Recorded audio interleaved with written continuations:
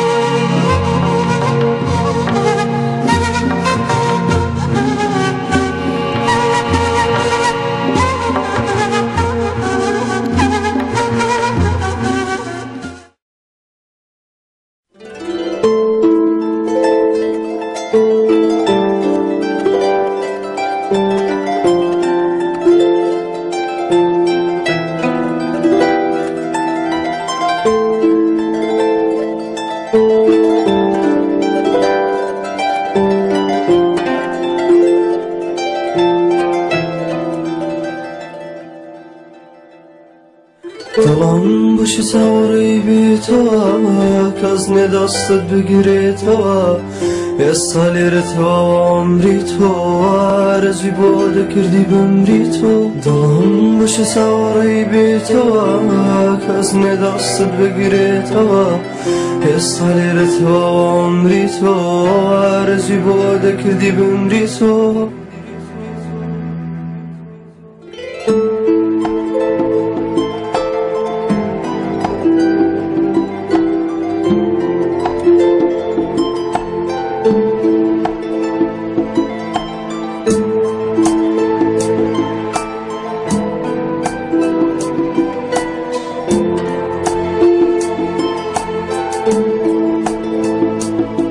لپش پنزرم دیدنگی بار از این دو توابم بکنینی دارم ام یکی توایی وزودم با تو دانا کتم قدری او دلم بزانم نوس نشو با تو حسطانی بیانا توش که هاتو سوی نفست بپیدانم عادی تو هاتو سوی نفست بپیدانم به هاتی نفس هاوتی با روشتن روشتی امیش گلیم نکر کتمر خوش بی تاکم کرد جابی تاکی خوب دی اگن یوم دبیره نفسك ديو دروا سردان نخم بوكاس كبيو نروى بكشوا ميبون تاريك السنات شيطانش تاريك ميدي تو هلا بكشوا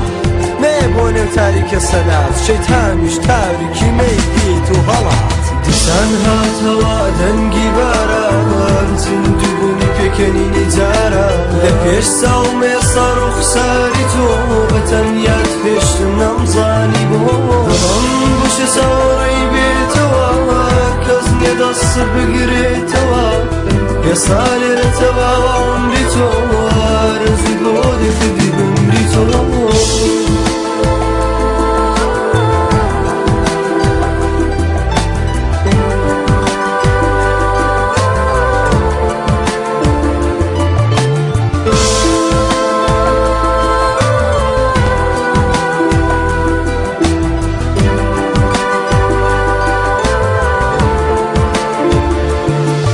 قدم هەڵدێنم تەنگ و تاریک و سارد لە دوورەوە بۆ تۆ وەڵامم ناردە بڕۆ بە باوەشی خۆشی بڕۆ بۆ کوتت خۆشم دەوێی بۆچی درۆ بێ تۆش بێ دنیا بۆمە دەبێتەوە نایەڵم لە تۆ چی دیکە بمێنێتەوە ئاگە بمێنێتەوە وەک خەونێکی ناخۆش ئەمن زەربەم دی ئەو کاتەی جا تۆ دەیبینێوە بەزووی ڕاوەستە گوڵم پێم وانێ هەروە لێت خۆش نابێت بۆ تا عادەت لە پەنام نەبی تۆ کەس پێت نەڵێ بۆ چۆ دەچی تۆ خۆش بە گوڵم نەویزە دیت لێ دوورە ئەگە هێستاش لە بیمی لێم ببوو خۆش بە گوڵم نەویزە دیت لێ دوورە ئەگە هێستاش لە بیمی لێم ببوورە دیسان هاتەوە دەنگی باران زیندوبوونی پێکەنینی جارە لە پێش ساومێ ساڕوخ ساری تۆ بەتەنیات پێشتم نەمزانی بۆ دڵم بۆشە ساوەڕی بێتەوە کەس نێدەست بگرێتەوە ئێستا لێرەتەوە عمری تۆ ئارزوی بۆ دەکردی بمری تۆ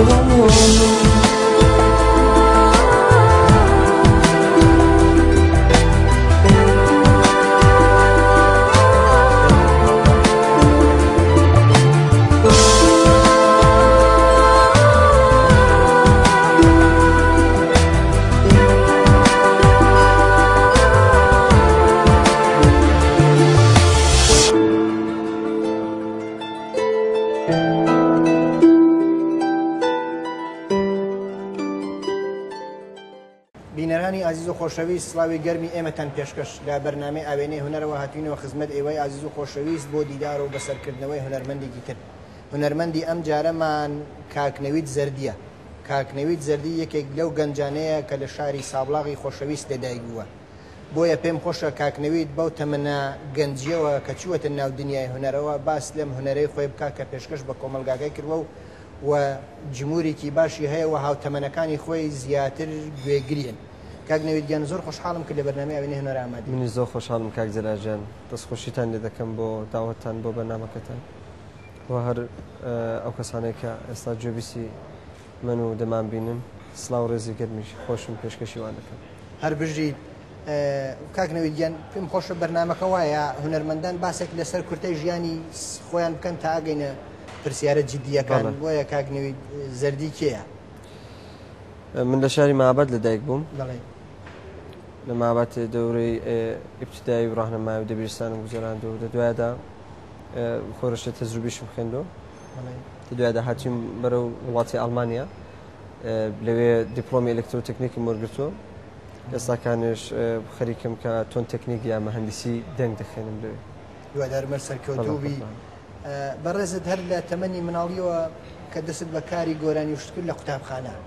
من حەزەکەم باسی و سەردەمانە بکەیت چۆناوچۆن بوو کە چوێ نێو دنیای هونەرەوە بۆ بینەرانی بەڕێزی باس بکەیت. بەڵێ ئەم خۆی لە تەمەنی 9 ساڵەگەیەوە لە گروی سروددا بووم، گروی سرودی مەدرسەی تەئاترشم کار کردووە. تەئاترەکە هەم تەئاتر بۆ هەم وێڕای خوێندن بۆ. داوی لە تەمەنی 13 ساڵەکەی دەستم پێ کردووە بە شێعر نووسین. هەر بە شێعر نووسین بوو کە وردە وردە واردی دنیای ڕەپ بووم. لەوێ ژاکە کاری ئاوازم دەکرد. ئیدی هەم کاری ئاوازم کردووە، هەم کاری ڕەپ و سێرێک بەرهەممان هەیە کە لە ڕۆژهەڵاتی کوردستانە ئەو دەمی بڵاو بووتەوە. دوایش کە هاتم بۆ وڵاتی ئەڵمانیا و لەوێ کارەکانم ئیدامەمدا. باسی نووسینی شعرت کرد. ئێوە لە بنەماڵەتانە ئەدیب و شاعری تایە یا هەر هەستی خۆت بوو کە چوێنە دنیای ئەدەبیات و شعر؟ وڵا زۆرتر هەستی خۆم بوو، بەڵام خۆی دایکم ینی زۆرتر دایکشم شێری دەنووسیانی هەم شێر هەم نەسر. دایکم زۆرتر دەستی بە قەڵەمی هەبوو بوو بە پشتیوانێک بۆ. ئەو مەجموعەی بەرهەم یا چەند بەرهەمێکت لە ئێران بڵاو کردەوە، من حەزەکەم باسی ئەو بکەیت چۆناوچۆن بوو تۆزێک فەزاکە لەوێ جیاوازترە و بەرحەڵ داخراوترە بۆیە بەتایبەتە و سەرک و ستایلێکە بەڕێزت هەتە چۆن بۆ شتانەتەن تۆمار کرد و بڵاو بووە. ڕاستەکەی خۆی ئەو دەبێمە زۆر نەناسرابوونەوە کارانەمان کرد دەنگدانەوەی باشێ مەسەن لە شارەکان لە شار مەهابات و لە پیرانشەر و شارەکانی ئەتراف، بەڵام یعنی جۆبیسێکی وامان نەبوو کە بڵێ مشکلێکمان بۆ ئیجاد بێ یا مەسەن کاری سیاسیمان کردبێ. بۆیە کارەکانیشمان کە دەکرد دەچوونێ سترۆکان لەوێ داوامان لێ دەکردن دەماکوت دەکرێت و کارەمان بۆ بڵاوکەنەوە و کارەکان ئەوە بوو کە ئەوان بە زۆری دەسیدی خەڵکیان داویشت و خەڵک جۆبیسی کارەکانمان دەبوو. خۆی وانە بوو کە بۆ شێوەی کە ئەوڕۆ کارەکان بڵاو دەبێتەوە ئەوە بێ. یعنی ئەوە بوو بە بەردی بناغی ئەوەی کە بەڕێزت بچێت دەرەوە و لە دەرەوە بە شێوەی حرفەیی و پرۆفشنال دەست بەکار بکەیت. ئەوە نەبوو هۆی وەی کە بڕۆمە دەرێت لە کوردستانە، ئەنی خۆی مەسەلەی بابەوە ئەوە بوو بە بناغەیەک. بەڵێ باسی دەرەوە بکەین زانین چۆن لەوێ کە دیسانەوە دەست بەکاری هونەری کردەوە و ئەمجارە بە شێوەیەکی تر. بەڵێ کە چوومە دەرەوە من چەند گۆرانی بێژی تر هەبوو کە لە تاران بوون لەگەڵوان پەیوەندیم هەبوو. پەیوەندیم پێوەکردن کوتمە منێ ساڵ لە ئاڵمانیم چۆن کار بکەمەوە ئەنگۆست دوویەکی دەناسن کە لێرە ئێرانی بێەوە متوانم کاری سەر بکەم. ئەوان چەند هونەرمەندێکیان بە من ناسان دەدوایدا خۆم ئەو دەمی پەیوەندیم بە گۆرانی بێژێکی ئێرانیەوە کرد. کوتم کە ئەوە کارەکانی منە، ئەمن لێرە لە ستودیۆیەکی دەگەڕم و دەمەوێت کار بکەم، تۆ دەتوانێت من یارمەتی بدەی بە نێو شاهین نێزەفی. ئەویش پێی کوتم کتی وەرە یەکتر ببینین کە یەکترمان بینیم کارەکانم بودانە زۆری پێخۆش بوو. من ئالبۆمێکم هەیە پێم خۆشە تۆ دۆ ئالبۆمیدا دەگەڵم کار بکەیت. کوتم ئۆکەی. ئەو دەمیاتمدا ئالبۆمەکەیدا کارێکی کوردی میزرا کرد. دوایویشدا سێ چوار کارمان پێکەوە کرد و تووری کۆنسرتمان دانا و ئالبۆمی خۆم بڵاو بووە، ئالبۆمی ڕێکا، ئالبۆمێکی ڕەبووچە کە چەند مۆزوعی تێدا بوو، دوعا، ژن، کوردستان، بەگشتی ڕەپمان بە شێوەیەکی تردا و ئالبۆمەیدا پێنیشانی خەڵکدا کە ڕەپ ئەو شتە ڕەپ جنێودان و ڕەپ ڕخنەگرتن بە زمانی فەحاشیەوە نییە، ڕەپ دەتوانێت زمانێکی تری هەبێت. ئەو ئالبۆمەیدا بەو شێوەیە ئەمە کارمان کرد و زۆر دەنگناونەوەی باشیشە بوو چ لە باشوور چ لە ڕۆژهەڵاتە تا دوای وەشدا بوو کە کولەن کاری ڕەپ مۆلانە و هێستا کاری پاپ دەکەم و ئالبۆمێکی پاپیشم بڵاو کردەوە بە نێو ژیانەوە کە بەرهەمە هاتووە لە 10 تراک و لەگەڵ کاک ناسری حسامی و خاڵی قازی و سیمینی چایسی و ئەو شخصانە کارم کرد بۆ شێعر وەگرتن و شێری خۆشم بوو ئاوازەکانیشی کە خۆمدانە و بەو شێوە ئەوەیە کە باست کردوتت لەگەڵ شاهینی نەجەفی من دەستم کرد بە کارکردن و ئەو پێشنیاری بە جنابتدا بەڵێ بۆی حتمما توانایەکی باشە تێدا بووە کە کەسانێک بێن بانگت بکەن و بە هەر حاڵ بۆ ئەوەی یارمەتی دەرت بن یان ئەوەیەکە لەگەڵ ئەوان کار بکەیت ئەمە جۆرێک بێت کارەکە زیاتر گەورەتر نیشان خۆی زۆر کەسانی تریشە بوون کە هەر دەو ئالبۆمەیدا ئەو ئالبۆمێک کە شاهین کردی کاریان کرد بەڵام ئەوڕۆ هیچ دەنگێکیان لێ نەماوە خۆی دەڵەکە ئەتۆ چ دەگەڵ من کار کرد چ کار نەکرد بە ئەو جێگایە ئەوڕۆت هەر دەبوو و وەلی ئەوە باعیس بوو کە سەریعتر بێ سەر کارەکان هەرچەند زۆربەی ئەو کەسانێک کە ئەمن دەناسن لە دوای کلیپی عەزیزەکەمدایە کە دەگەڵ کارەکانی من ئاشنا بوون بە تایبەت لە باشوورە خۆی دوای کلیپی عەزیزەکەم خەڵک زۆرترم دەناسێ و هیچ ئاگاداری وی نییە کە ئەمن پێشووتر چ کار هەیەکم کردووە بەڵام بەرحاڵ گزەشتەی هونەری ئینسانیش قابلی احترامەوە من زۆر کەڵکم وەرگرتو دەو ماوەیەدا کە لە گروی شەڕ موزیکدا بووم دەگەڵ شاهینی کارمان دەکردەوە کارە ڕەپانەمان پێکەوە کرد ئەوەی کە ئەو کارانتان کردووە هەردوو ئالبۆمەکە بەناو ئالبۆمی ڕێگا و ژیانەوە هەر لە دەرەوە ئالبۆمەکان بەرهەمان بەڵێ پێم خۆشە ئەوەی کە ئەو ئالبومان لە دەرەوە بەرهەماتوە کارکردن لە دەرەوە چۆنە بۆ ئێوە ئاسانترە یا کوردستان ئاسانترە وە چۆن ئێستا تۆ بۆ کوردستان حەزەکە من پرسیارانە بڵم بۆ دوایی کە کارەکانی کوردستان کارکردن لێرە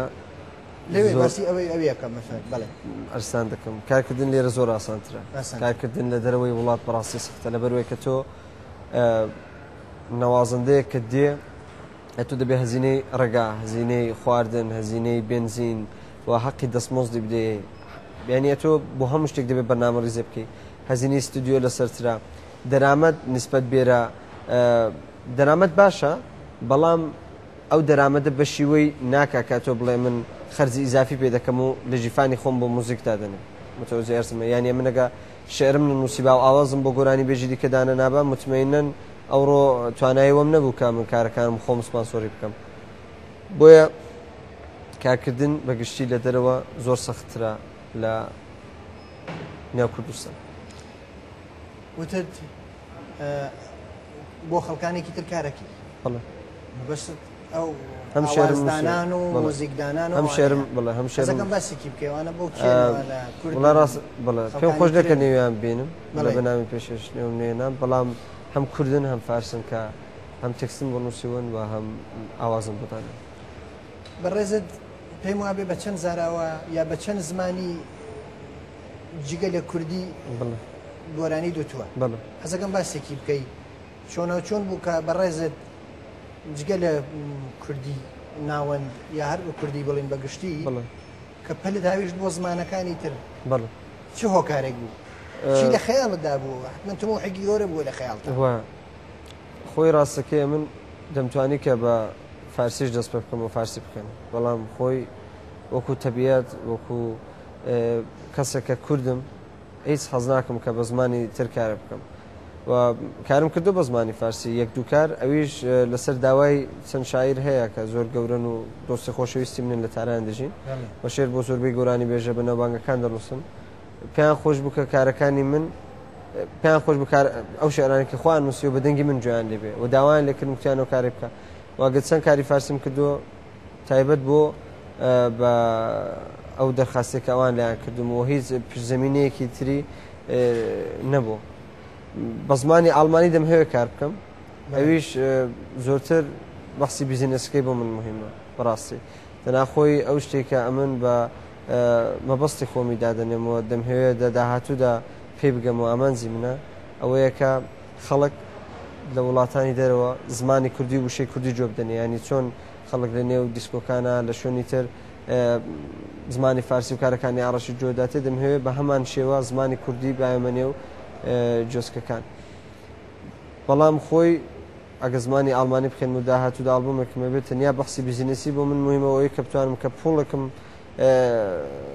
هەبێت کە بتوانم پرۆداکشن یا کۆمپانیێکی گەورەی بۆ بکەمەوە بۆ کەسانێک کە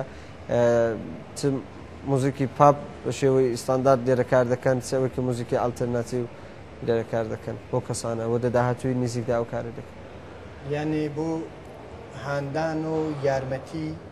بە تایبەت هونەرمەندانی کورد بەڵێ ئەمە خەونە خولیایکی زۆر گەورەیە من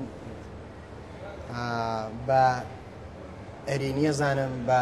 زووتوی زانم دەستخۆش بێت کارێکی باشە من پێم خۆشە ئێستا بە گوێمان لە گۆرانی بەجێم بەهێڵە بێ بینەرانی عزیز و خۆشەویست بە گوێمان لەو کلیپە بێ و دوای دینەوە خزمەتتان بۆ درێژەی بەرنامەکە لەگەڵ کاک نەوید ئاسمانی دڵم گیرەوە دنیات بەسەرمدا ڕووخەوە تاگرێکە لەناو دەروونما کەوا ناخی من سوتەوە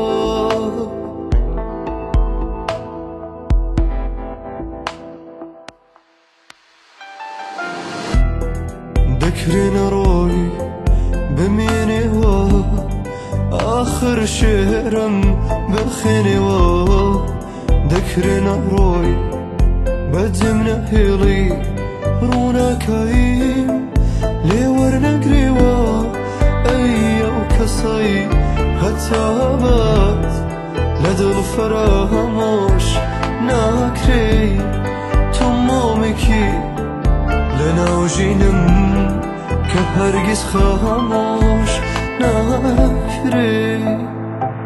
ئەی ئەو کەسەی ڕۆحم داهیم بەرەو خەیاڵت باڵ دەگرێ دەکرێنە ڕۆی بەجێم نەهێڵی باشێری من تەنیا نەمرێ ئەی ئەو کەسەی ڕۆحم داهیم بەرەو خەیاڵت باڵ دەگرێ دەکرێنە ڕۆی بەجێم نەهێڵی باشێری من تەنیا نەمرێ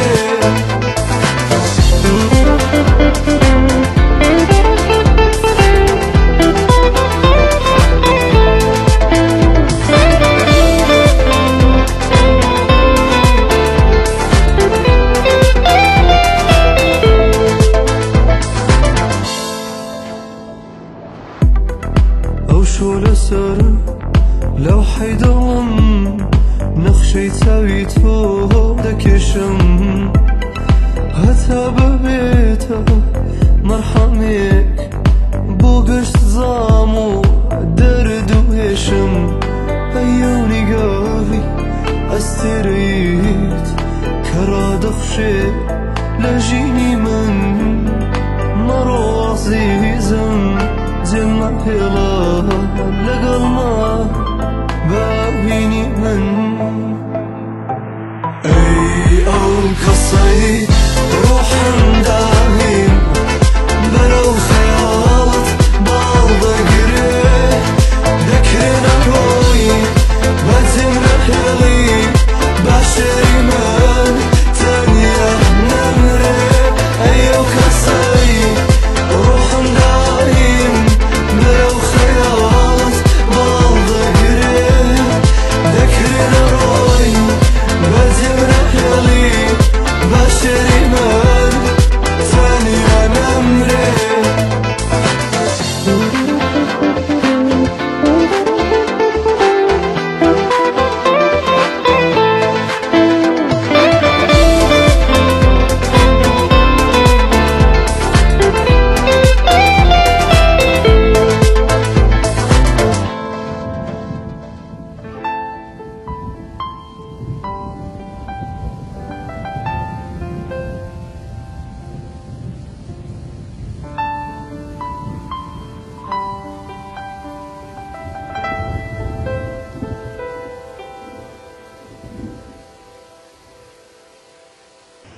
کاک نەوید بەڕێزت لە دەرەوەی وڵات پێم وایە چەند کۆنسەرتێکت داوە و لەگەڵ کۆمەڵێک هونەرمەند هاوکاریتان بووە حەزەکەم باسیکی بکەیت. بەڵێ ئەمن خۆی هەروەک کوتم تورکی کۆنسرتمە بۆ دەگەڵ شاینی دە دوای ویشدا کە ئالبۆمەکانی خۆم بڵاو بووە توری کۆنسرتم هەبوو بەتەنیا کۆنسرتم هەبوو شەوی نەورۆزە دەگەڵ کاگناسی ڕەزازی لەگەڵ دیار دەرسیمی و سیداروان لە شاری ستۆکۆڵم بێزگە لەوانیش دەگەڵ کاک نەزمەش بەرنامێکمان هەبوو لە کۆڵ دەگەڵ مامۆستا نەزمەتی وڵام پێشوازی باش بوو لەو کۆنسرتانە پێت وایە کۆنسەردان لە دەرەوەی وڵات ئەتوانێت ببێتە پشتیوانەیەک بۆ ئەوەی کە تۆزێک یارمەتی هونەرمەندان بکات کە بەرهەمەکانی تری پێ بەرهەم بێنن پارەی کۆ بکاتەوە شتێکی هەبێ بەڵێ دەکەن کۆنسرت لە دەرەوە حکمیەوەی هەیە بۆ من کە یەکەوەی کە تۆ بە دیداری و کەسانێک کە کارەکان جۆ دەنیشات دەبێەوە دوو ئەوەی کە ئەتۆ دەتوانانی لەوێ سیدی ئۆرجینال بفرۆشیەوەش دەبێتە کۆمەک خەرجێک بۆ کارەکانت بۆ بەگشتی کۆنسرت زۆر باشە ینی بۆ من لە دەرەوەی وڵات و هێستاکانێش لە کوردستانیش بەتەمای یەکدانە کۆنسرتی دوای بڵاوبوونەوە ئالبۆمەکەمدا هیوادارم ئەوەی کە باست کرد باسی کوردستان ئەوەی بە زووی کۆنسرتە بگیرێت چون پێم وایە هەوادارانی خۆت هەم لە ناوەوەی ڕۆژهڵات و هەم لە باشووری کوردستان حەزەکەن بە دیدارە شاد بنەوە بارحال لە کۆنسرتەکە ڕاستەوخۆ بتبینن کاک نەوید بەڕێزت کۆمەڵێک کلیپت کردووە پێشەوەی کە بچمە ناو کلیپەکان کۆمەڵێک تراژدیا و کارەسات لە نێو ئێمە ڕوویان داوە و بەڕێزت بە گۆرانی بە تێکست توانیتە ئەم کارەسات و ئەم تراژیدیای ئێمە بۆ گوازیتەوە بۆ بەردەنگەکانی خۆت یا بۆ گوێگرانی خۆت حەزەکەم باسێک لەوانە بکەیت کە یەکێکەوەی بۆ پیرانشار شوێناوی کە قوتابخانە ئاگری تێبەر بوو و کۆمەڵێک پەپولا بوون بە قوربانی ئێستش بۆ دەردەوە ئەناڵێنن سەر ڕێەوە بۆ دوعا کە لە باشووری کوردستان کوشتیان و کۆمەڵێک شتی تر حەزەکەم خۆت باسی بکەی فەرموو درستە بۆ مەکتەبەکەی پیرانشار و بۆ مەلەرزەکەی وان و بۆ ئەو مۆزۆیکە لە قەندیل ڕوویدا بەرحاڵ هەروەکە پێشتریش باسم کردو هونەرمەند زەنگی وشارکردنەوەی کۆمەلگای خۆیەتی ینی ئەتو ناتوانانی لێرە ڕابەوەستی کۆنسرتی زرابکەی و لە دەمێتر ئەولاتر بوومە لەرزە بێ و خەڵکاک بمن و ئەتۆ بێ هەڵوێستی بەرامبەر ئەو شتەی یان لەباری ئینسانیش ئەوە شتە دروست نییە بەڵام خۆی ئەمە عادەتمان گرتووە زۆرتر لە کوردستان وایە کە کەسێک کە تەنیا دەنگی خۆشە پێی دەڵێن هونەرمەند بەڕاستی کەسێک ئارتیست هونەرمەند ئەو کەسەیە کە لە هەموو بارەکەەوە پڕ بێ ینی زانیاری لە چەند شتە بێ لە باری سیاسی و لە باری فەرهەنگی و باری ئیجتیماعیەوە کولتوری خۆی زۆر باش بناسێ موزیک بناسێ بێ هەڵوێز نەبێ بەرامبەر بەو شتێکە ڕوودەدا ئەگە بە تێکستێکیش بێ بەڵام هونەرمەندەکانی مەوانین ئاوازێکیان بۆ دادەنێن شێرێکیان پێش دادەنین و دەخێنن هونەرمەند لە قسەکردنیرا لە دانیشتنی ڕۆشنی لە تەوای وانە ینی کەسێکە تۆ نێوی ئارتیستی لەسەردەنی دەبێ هەموو شتێکی حەدیەقەل بۆ ستانداردانە بگاکە باسی دەکرێت بەرحاڵ ئەمیش هەروەکە پێم کوتن بەڕاستی من ناتوانم لێرە پارێک نان بگرم و بیخۆم و لەولاتر قەندیلی بۆمباران کەن و ئەمن بێ هەڵوێز بن بەرامبەر بەو شتێ بۆیە بەڕاستی بۆ من حەدیەقەل وەکو وەزیفەیەک وایە کە باس بکەم لەو ڕووداوانەی کە ڕۆژانە کورد دەست و پەنجەرم دەکات بەڵێ وەک ڕووداوەکانی شنگال وەک ڕووداوەکانی کۆبانێ وە زۆر ڕووداوی تر من حەزەکەم لێرە باسێک لە پێم وایە ئەگەر بە هەڵە نەچم دوو ئاوازت هەیە بۆ ژن بەڵێ حەزەکەم باسێک لێوە بکەی کە بڕێک لە هونەرمەندان تا ڕادێک توانیویانە جۆرێک چمکی یەکسانی لەگەڵ مۆزیکا گرێ بدەنەوە باسێکی بکەی بمە چۆن بۆ هەستت لا دروست بوو کە بە ڕێزت بەرحاڵ بۆ ئەوە بۆ ڕەگەزی بەرانبەری خۆت تەنان ڕەگەزە بەرانبەرەکەی خۆت کە بەشێکی دایکی خۆتا کە توانی و تا ناخی دەرونی ئەو بخوێنیتەوە شعری بۆ بڵی تێکستی بۆ بڵی و ئاوازی بۆ بچڕی فەرموو دروستە خۆی کاک جەلال بەڕاستی کۆمەلگایەکی کە ژن تێدا ئازادی هەبێ ئەو کۆمەلگایەکی ئازادە ئەنی بۆی کە تۆ بتێ بە ئازادێکی کۆمەلگا بە ئازادی بگەی دەبێ پێش هەموو شتێکی مافی ژن دەنەزەر بکری بەڕاستی یەکێک لە گەورەترین مشکلەکانی کە کۆمەلگا و کۆلتوری کوردی دووچارێتی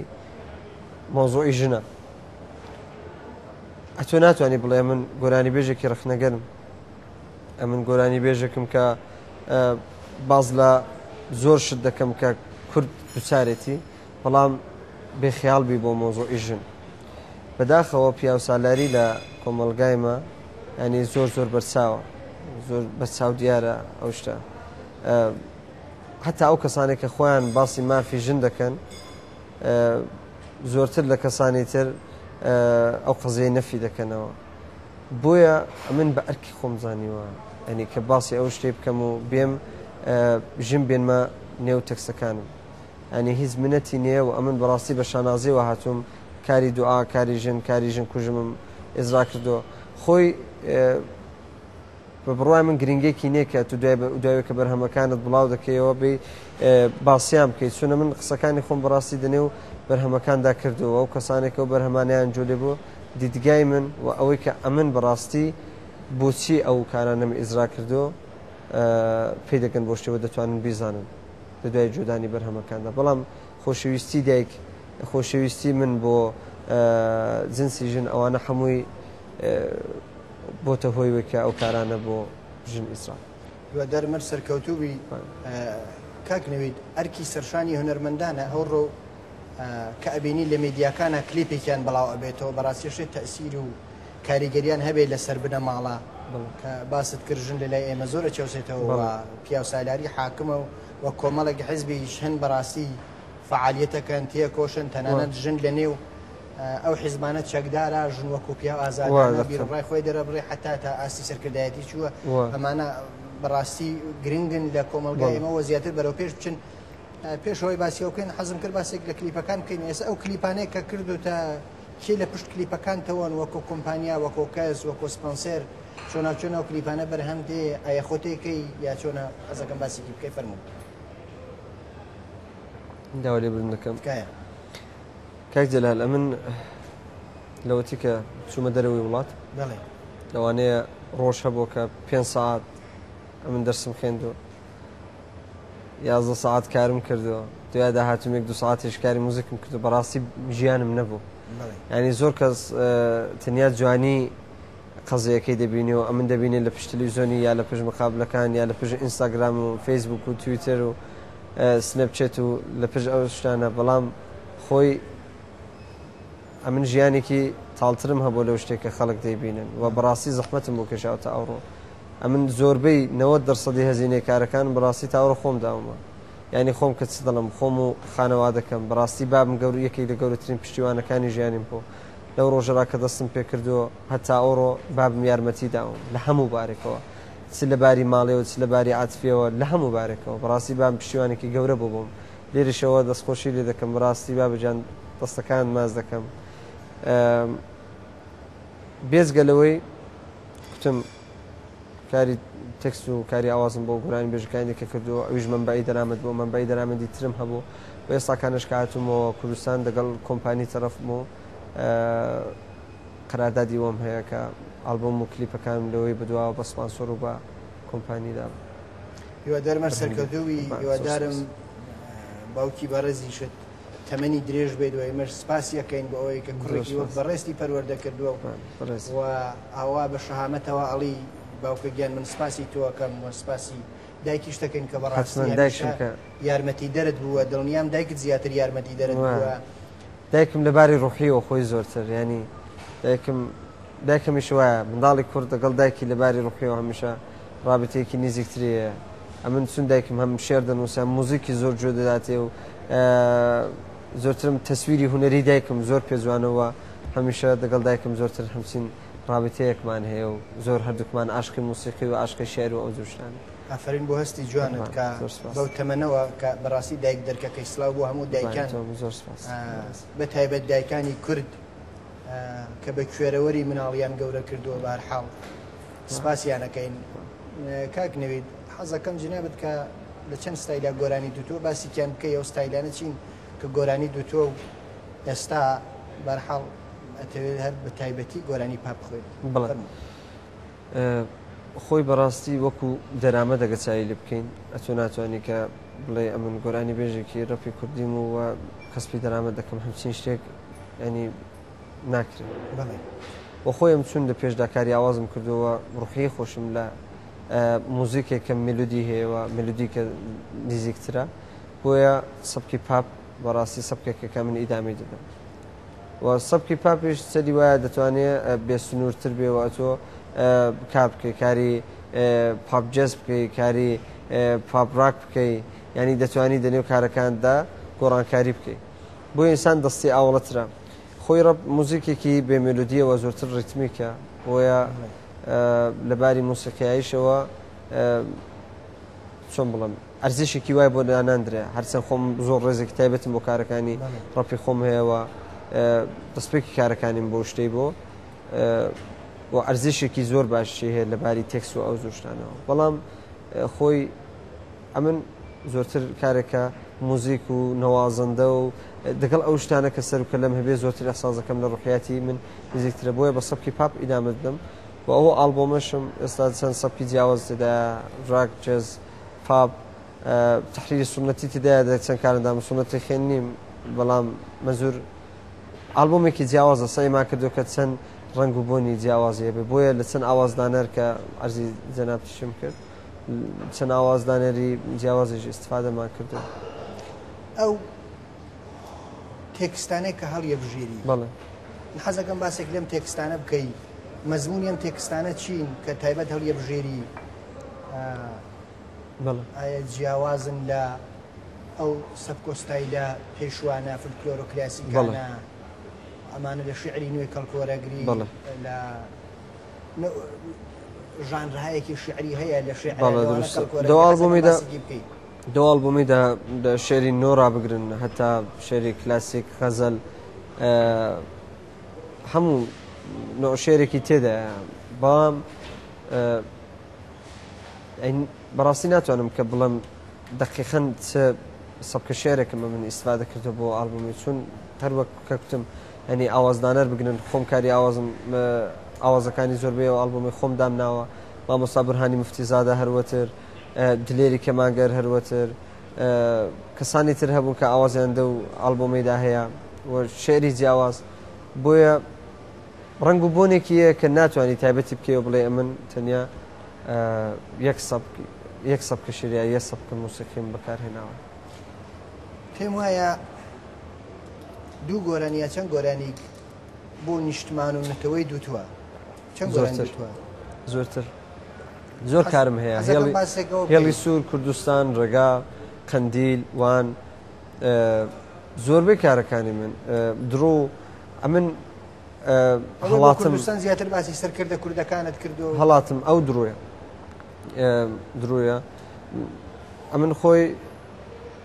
کارەکانم حتا ئەگە عاشقانەش ببێ خۆیەوە ئالبومە جێدەم نێوی هەم تۆ هەم ئەویشە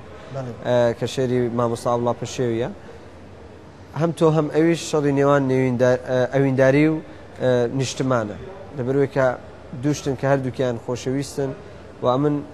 کارەکانم ئەگە باسی ئەوینداریش کرابێ ئینسان دەتوانێت فزایەکی دیکەش بۆ خۆی تەجەسوم کا و دەتوانێت نیشتمانی بێنێ وە خۆشی بێ دەوکارەدانی جێ ئەوینداری دەگەڵ نیشتمانی بگۆڕێتەوە بۆیە من ئەو کارانێک کە باسی خۆشەویستیش دەکەم پەتانگۆ دەتوانن بە معنەیەکی دیکە ببین و بە عنوانی خۆشەویستی بە نیشتمان ببین بۆیە زۆربەی کارەکانی من هەمچین فەزایەکیان یانی ڕخنەگەر ناتوانێت ڕخنە بگرێ بڵێ ئەو گۆرانیە ئەبای عاشقانە بواە تۆ کردو بە نیشتمانی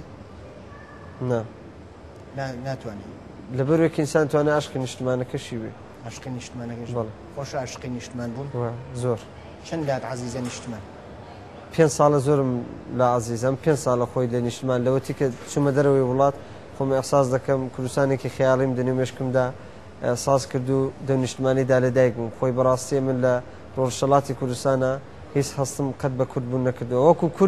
کورد بووم بە کوردی قسەم دەکرد بەڵام کوردبوون سێرێک فاکتۆری خۆی هەیە کە ئینسان تا بەوان نەگا بە ڕاستی ناتوانێت بە خۆی بڵاکە من کوردێک ئەو فاکتانە بە کوردی نووسینە ئەو فاکتانە بە کوردی خوێندنەوەیە ئەو فاکتانە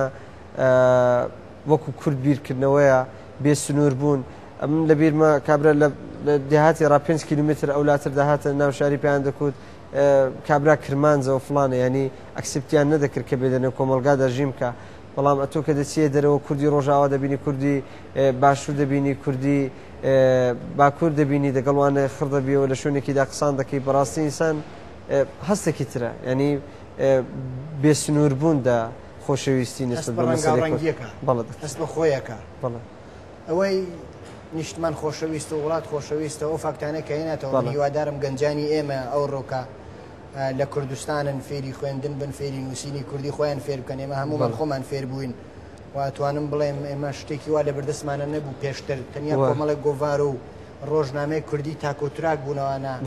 ئێمەیان لەو ڕێگەوە فێر بوون ئەم جۆرە مۆزیکە کە جەنابەت خەریکی تیا خاڵی تۆ بە هەر حاڵ کۆمەڵێک کەس پێش جنابیشت بوو نەتوانم بڵێم من بەشێک لە قادر دیلانەوە بێتەوە جوان حاجوو تا کۆمەڵێک کەسی تر و ئەو ڕۆکە جنابەت وەک گەنجێکە لە یانگر و تەرەفداری خۆت چەندە جێ خۆی کردوێتەوە لە نێو کۆمەلگای ئێمە ئەم جۆرە گۆرانیانە وەڵا جێی خۆی زۆر کردوێتەوە بەڕاستی و خۆشحاڵم خۆی بەتایبەت من ئەمن ئەحساسم دەکرد کە مەسەن لە ڕۆژهەڵاتی کوردستانە خەڵک زۆرتر کاری پاپ جۆ دەداتێ بەڵام لە باشووراوانێ بەڵام هێستا کاتمەوە باشوور دەبینم کە خەڵک لێرە هەر زۆرتریش جۆبیسی ئەو کارانەیەوە بەگشتی کاری مۆدرن پاپ چ ڕاک چ جێز چ بلوز ئەوانە جێ خۆیان دەنێ موزیکی کوردیدا زۆر بەباشی کردوێتەوە و هونەرمەندانێک هەن کە ئەو سەبک و ستایلە بە تامی کوردی ئیزرا دەکەن و زۆر سەرکەوتوویە ئەو ڕۆ دەبینم کە 90% ئەو کارانێک کە تەولید دەبێت لە موزیکی کوردیدا سەبکایەکی نۆن ئەو جێ خۆشحاڵی هەرچەندە من دەگەڕێز و حورمەتم بۆ کەسانێک کە کاری فەڵک موزیک دەکەن کاری سنەتی دەکەن و بەڕاستی لازمە کە ئەو کارانش لە موزیکی کوردیدا هەبێ بەڵام هەروەکە ئەوانە هەن موزیکی مۆدرنیش بە ستایلی مۆدرن دەتوانێت هەبێ و زۆر کاریگەریش یانێ مەبەست ئەوەیە هەموو جۆرە مۆزیکێک ئەبێ لە نێو کوردیا بێ وایە دەکەن ئێمە پێشتر پێت وایە بوو بێتمان لەم جۆرە مۆزیکە لە کوردیا تاکە گۆرانیە وەک ڕخنەگەر هەڵی بسەنگینی بڵێ ئەمە پاپ بوو ئێمە نەمانزانیەوە جاز بوو ئێمە نەمانزانیەوە وایە هەیە زۆر کار هەیە کە زۆر بەرهەمی زۆر جوان هەیە کە بەڕاستی ئەو ڕۆژ ناکرێت کە دووپات بکرێتەوە و لە پێشووتردا کراوە واگە من 10 ساڵش کار بکەم لەوانەیە وەک ئەو بەرهەمانم بۆ ڕاستی بۆ جێبەجێ نەبێت موزیکی مۆدرن لە مێژەکە دەنێ و بە زمانی کوردی ئیزرا دەبێ و جێی خۆی کردوێت حەزەکەم جنابێت کە گەنجانی دەوروبەری تو بە شێوەیەکی ترە ڕوانە جنابتە باسێک لەم پاپ و ڕەپە بکەیت جیاوازیان لە چیایە کاگەر گەنجانێک مەسەلەن دوای تۆ پێیان خۆش بێ حەز بکەن ئەو شێوە گۆرانیانە درێژە پێ بدەن بڵێ بۆیە ڕێنمونی بکرێن بۆیە ڕێیان بۆ خۆش بکرێ چی بکەنەوانە خۆی سەبکی ڕەپ زۆرتر محورێت لەسەر تێکس و شێرە یعنی ئەتۆ بۆ کارێکی ڕەپ دەبێت تێکستێکی باشتە بێ تا تو تێکستی باشە دەبێت گە بتوانی باشیش ڕۆپ بکەی بە نەتیجە بەڕاستی ناگەی وە خۆی تەمەرکوز لەسەر شێرە بۆیش کاری ڕەپ 90% شێرە بەڕاستی وە دەمێنێتەوە فلە و سێرێکشتی ترەکە وەکو تکنیکدا ڕەپ خوێندندا بەکاردێ ڕەپ خۆی ستایلێکی مێلودیکە ڕەتمیکە و پاپیش ستایلێکی مێلودیکە و سازی تدایە ئاوازی تدایە زۆر جیاوازیان هەیە تۆ ناتوانانی ئەسەن ئەو دوو ستایلی پێکەوە مقایسە بکەی خۆی ڕەپ لەوانەیە لە ژانری موزیکدا ئەسەن ینی وەکو دەکرێت کە کارێکی ڕەپ بکرێت کە موزیکێکی زۆر قەویشی هەبێ بەڵام وەکو خوێندن دەگەڵ کاری پاپ ئەسەن قابل مقایسە پێت وایە ئەمانە دەنگی شەقامن دەنگی خەڵکی ناڕازین دەنگی هەژێنەری کۆمەلگان وایە خۆی هەر ئەسەن ئەو سەبکانە ڕاک ڕەپ ئەو سەبکانە بەگشتی بەکاردێن بۆ دەنگی کۆمەلگابوون یعنی ئەتۆ ناتوانین بڵێم ڕۆپێرێکم و باسی دەرد و غەمی کۆمەلگاکەت نەکەی بەڕاستی هەمچین شتێک نابێ و من زۆر خۆشحاڵم کە ڕەپێر بەڕاستی زۆر بێ کەسانێکە کاری ڕاک دەکەن زۆر بن کاری ڕخنەگەرانە دەکەن زۆر بن و من تا ئەو ڕۆویستومە کە ساپۆرتکەمە هەروەکە ئەرزم کردم بەڕاستی من دەمهەوێ کۆمپانیێکی دانمدا ئایندەی زۆر نزیکدا وەکو پرۆداکشنێک کەسێک دێتە ژووری هەموو کارێکی بۆ دەکرێت ئاخردا بە هەمان شێوە دەچێتە درێ هەر لەو کوردستانەدا شوێنێکی ئاوا دادەنین و ئەم زۆرم پێخۆشەکە و کەسانە بێن و پشتیوانیشیان لێ دەکەین تا ئایندەی زۆر نزیکدا. کاک نەوید جنابەت لە تەمەنی مناڵیەوە کە چیتە کۆڕی سرود و دواتر چوویە دەرەوە و درێژت بەکاری هونەریدا. بەڵێ گەنجێکی ئیمڕۆ یا مناڵێکە تەمەنی داوە مێرمەنداڵای یا مناڵێکە حەزەکات لە دنیای مۆزیک و گۆرانیە خۆی ببینێتەوە. بەڵێ چه پێوەرێکەیە وە چی بکەن ئەو گەنجانە چی فێر بن هەر پلێ بە پلێ بۆ ئەوەی تا بگەین بەو ئاستێ بتوانن ببن بە گۆرانی بێژێک چی پێویستە ئەم کەرەسە. دروستە خۆی ئینسان سێرێک پایە هەیە سێرێک بناغەیە کە ئینسان دەبێت بەوانە دەست پێ بکە یعنی ئەتۆ وەکو کەسێکە کاری موزیک دەکەی دەبێت موزیک بناسی دەبێت وەکو کەسێکە شاعری دەبێت شێعر بناسی چارچێوەی شێعر بناسی هەموو ئەوانە گرینگە بەڵام بەداخەوە زۆرتر ئەو کەسانێکە هونەرمەندن بۆ کورد کار دەکەن هیچ زانیارێکیان نە لەسەر شێعر هەیە نە لەسەر موزیک هەیە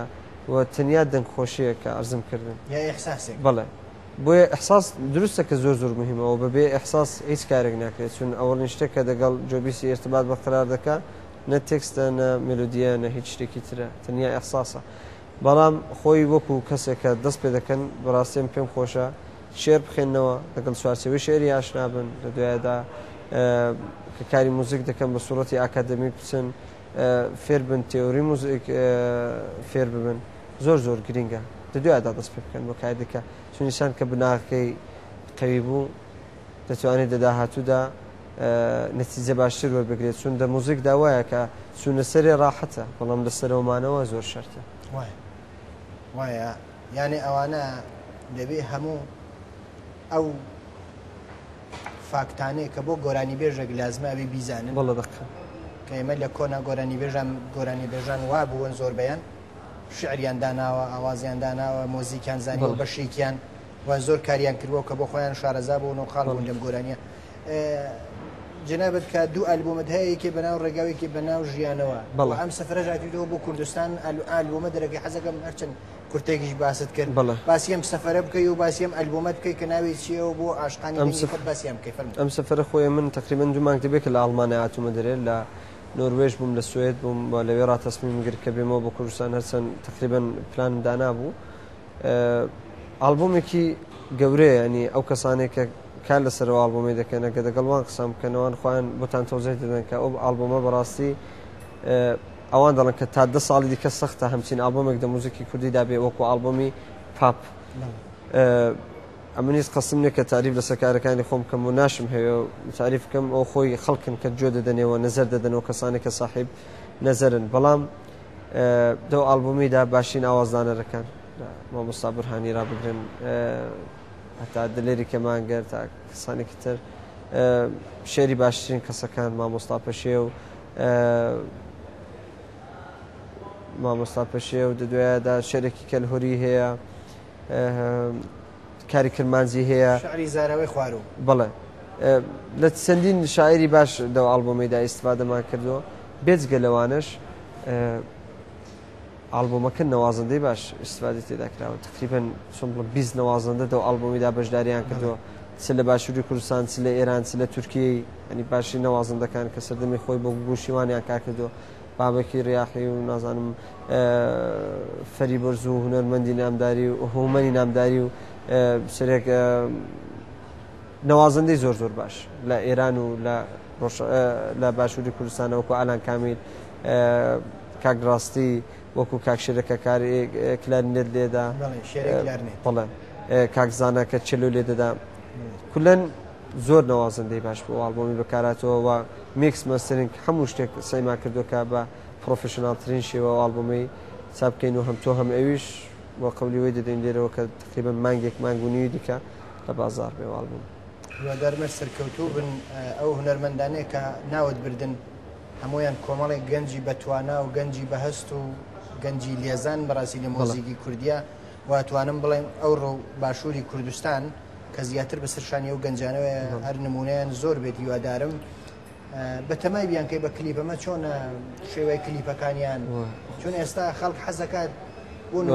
پێ خۆشە هونەرمەند زۆرتر بە کلیپ مۆزیک ژەنەکان بە دەوریەوە بن لەم فترەیە زۆر کار کرا کۆمەڵی کاری باش و ناوازە و دانسقە کران کە ئەدبینی هونەرمەند داتووە و لەگەڵ تیپە مۆزیکەکە و لە دەرەوە و تەسویر کراوە زۆر بە جوانی زۆر درستە خۆی من بەتەمای سێ کلیپیم بۆ ئاڵبومی سێدانەکاری تۆپی و ئاڵبومی بەتەمای بکەینە کلیپ کە دویان لێرە دەکەمە کلیپ و یەکیشان کە گەڕامەوە بۆ ئەڵمان لە ئەڵمانە دەکرێتە کلیپ کە هەر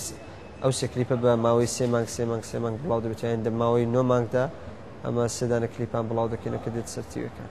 یعنی ئەو هونەرمەندانش کە لە ئالبومەکە بەشدارن ئەوانش بەشداری زۆرە دەکارێکیدا بڵ لە کارێکیدا بەڵێ هیوا دەرمە سەرکەوتوبی کاکنەوەی زۆر سپاس پرسیار زۆرمان مابوو وەختمان کەمە شتێکی تایبەتی هەیە حەزبی باسیکەی بۆ عاشقانی دەنگی خۆت بۆ بینەرانی ڕۆژهەڵات تیڤ بۆ خەڵکی خۆشەویستی سابڵاغەکەت فەرموو کاک جەلاجان زۆر سپاسیەوە دەکەم بەڕاستی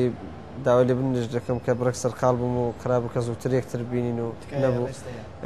بەهەرحاڵ زۆر خۆشحاڵم کە دە بەنامەکەتاندا بەشداریم کرد زۆر سپاس و دەستخۆشی و کەسانە دەکەم کە تا ئەوڕۆ یارمەتی دەری من بوون پشتیوانی کارەکانم بوون ئەمن بەبێ پشتیوانی زۆر کەسانکانم کە دوانی خۆی خانەوا دەکەم پشتیوانی من بەڵام تا ئەوڕۆ ئەمن بە تەنیا چوومە پێشێ بەڕاستی زەحمەتیشم کێشاوە ئەمن ئەلان دوو مانگە لە ئەڵمانیا هاتوومە دەرەوە چەند مانگی کەش لە دەرەوە دەبم بۆلی ئەوەی کە قەدرزانین و پێزانینی خەڵکی بەڕاستی ئەمنی تا ئەوڕۆ زۆر دڵخۆش کردووە لە باشووری کوردستان خەڵکانێکی زۆر دەبینم کە دەستخۆش لە کارەکانم دەکەن لە ڕۆژهەڵاتە بە هەروەتر لە دەروەی وڵات دەستخۆشی لە هەمویان دەکەم بەڕاستی هیوادارم کە ئەڵبومی نوێیان بەدڵ بێ و هەرەوەندە زۆر سپاسیەمان دەکەم و لێرەوە دەستی خانەوە دەکەم ماز دەکەم زۆر سپاسیوانیش هەربژیت ڕاگەاندنەکانی دەورە نەقشی باشیان بووە بە هەمویانەوە بوو بەرهەمەکانی جناب و بەرهەمی خەڵکانی تریش هەربژی دیوادار سەرکەوتوبی بینەرانی عزیز و خۆشەویست بەم شێوەیە گەیشتینە کۆتایی ئەم بەرنمەیە لەگەڵ کاک نەوید زەردی تا دیدارێکی ترۆ تا بەسەرکردنەوەیکی تر هەرشاد و سەرکەوتوو بن بژین باخۆشی زۆر سپاس سپاس کاکەجان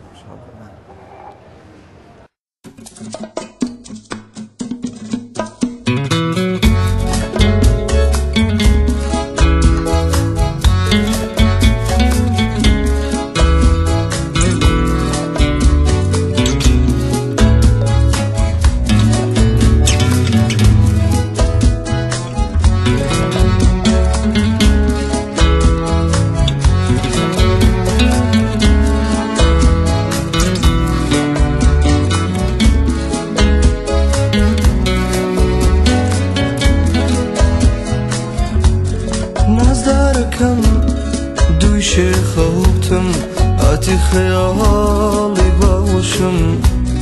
هاتي وزيان يكسرون بو يدو تواني كشم هاتي هنا وسكت هنا تقلبنا هنا سكن لا تكوت هموي ودي هاتو هرسياوات وتاسكن دستم گرتی دنیا ببو میوانی من او کاتی تو